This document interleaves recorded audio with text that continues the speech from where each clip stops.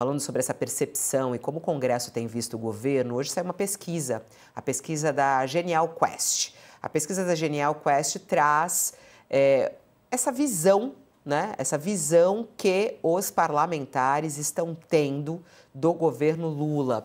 A gente está vendo aqui na tela, mostrando justamente que 57% dos deputados federais avaliam que são baixas as chances do governo Lula aprovar sua agenda no Congresso. Outros 36% dizem que as chances da agenda de Lula ser aprovada são altas e 7% não responderam.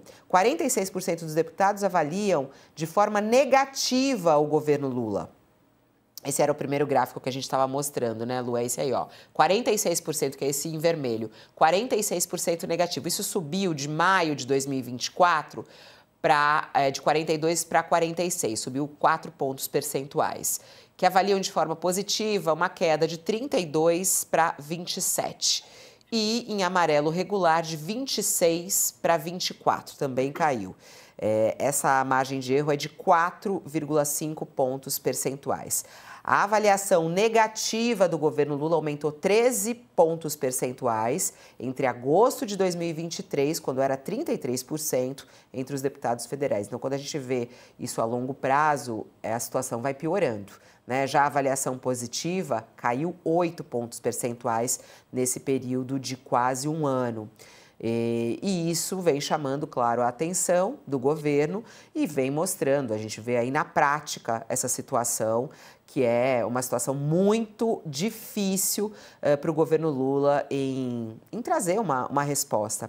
Bom, até para que a gente possa entender, essa pesquisa Quest e a metodologia dela, ela fez uma entrevista com os próprios deputados, né? Foram 203 dos 503 deputados que foram ouvidos por essa pesquisa Quest, que ela é feita em conjunto com o Banco Genial.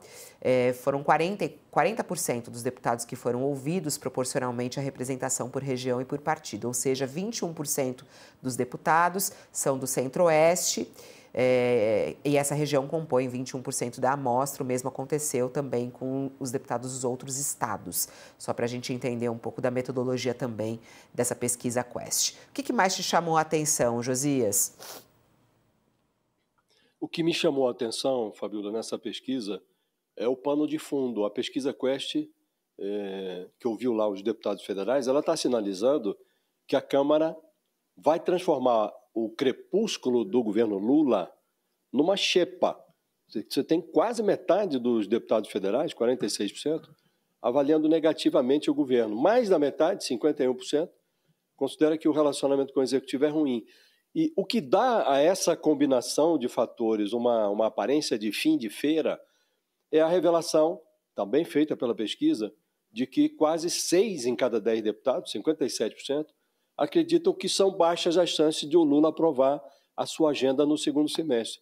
Nós estamos falando de um governo que ainda tem 1 ano e meio de mandato pela frente.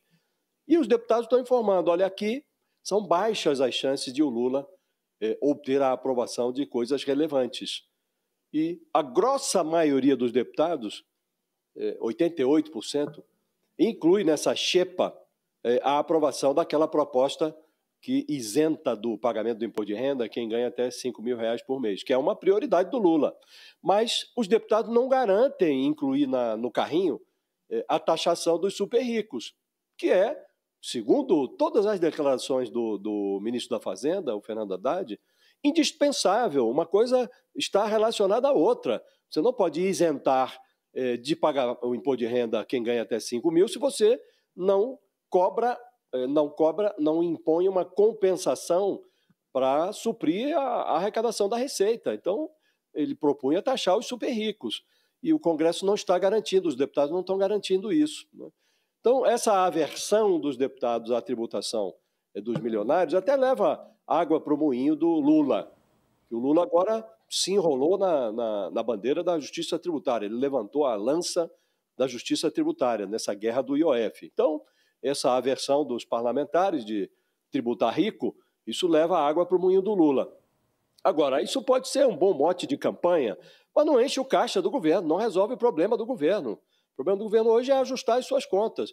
E, como dissemos, falta 1 ano e meio para acabar o mandato do Lula. Então, ele corre o risco de azedar a sua administração antes do fim da xepa.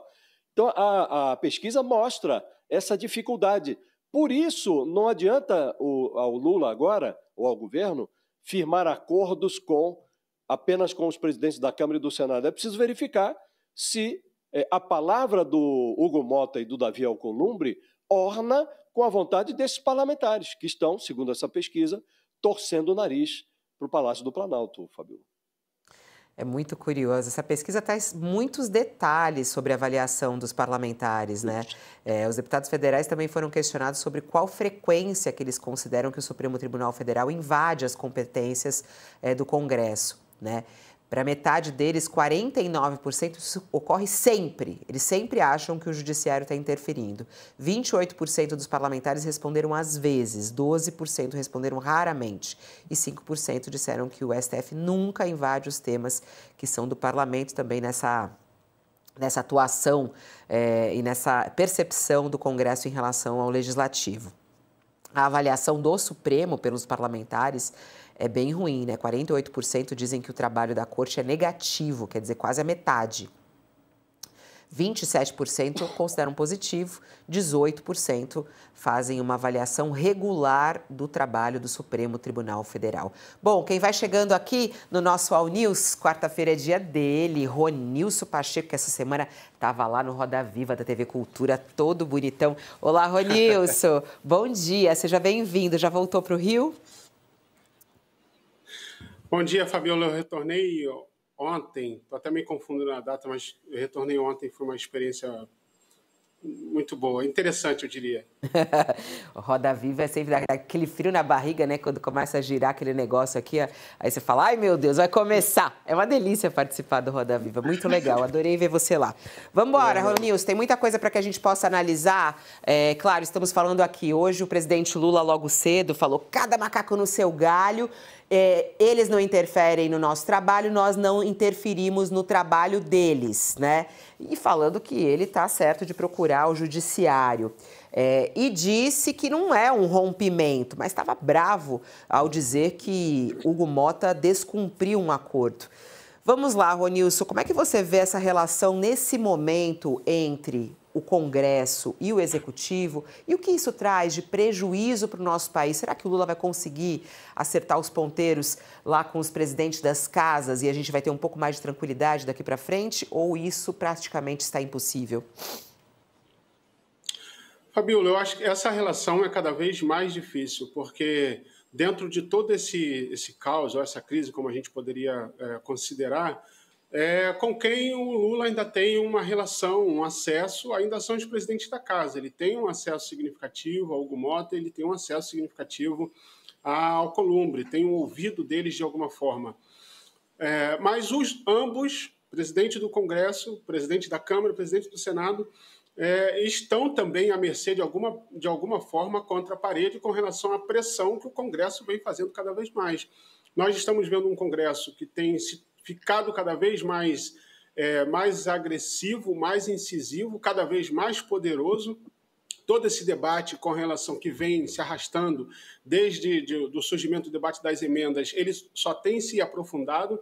Você falou desse momento, né, da relação de crise com o Congresso. Esse momento ele já está com uma duração bem prolongada, né? E, efetivamente, é óbvio que quem perde nessa disputa é o país, porque não tem interesses, você tem pouquíssimos interesses do país, da sociedade brasileira em jogo. As pautas que estão na crista da onda para esse grupo, sobretudo para o Congresso, com a sua maior pressão, ela não são as prioridades da sociedade brasileira.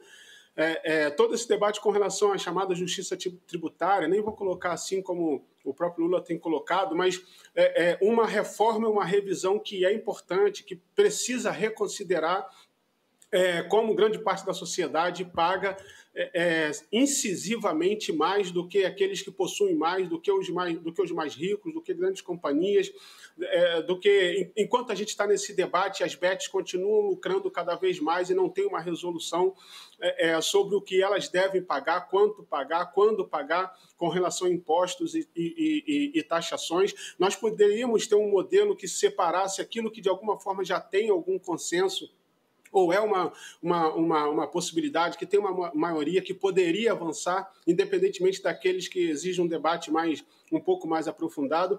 Só que nenhuma solução que aparece no fim do túnel considera a urgência da sociedade. O Congresso ele tem se mostrado cada vez mais poderoso. A pesquisa, ela não só mostra isso, como ela alimenta isso, né? Acho que a pesquisa, como você falou, ele tem muitos detalhes, a gente pode discutir muitos detalhes, metodologia, formas de perguntas, né? Aquilo que coloca diante dos deputados. O fato é que essa pesquisa ela também entra nesse debate como um certo trunfo do Congresso que diz: olha aí, definitivamente não é pessoal, essa insatisfação é generalizada. Então, o último interessado nessa disputa, o último a ganhar com essa disputa, definitivamente é a sociedade brasileira. E é triste pensar que, sobretudo no Congresso, que são cargos eletivos, que carregam cada deputado, cada parlamentar carrega com si milhares e às vezes milhões de eleitores, nada disso seja considerado porque tem uma disputa de poder em jogo.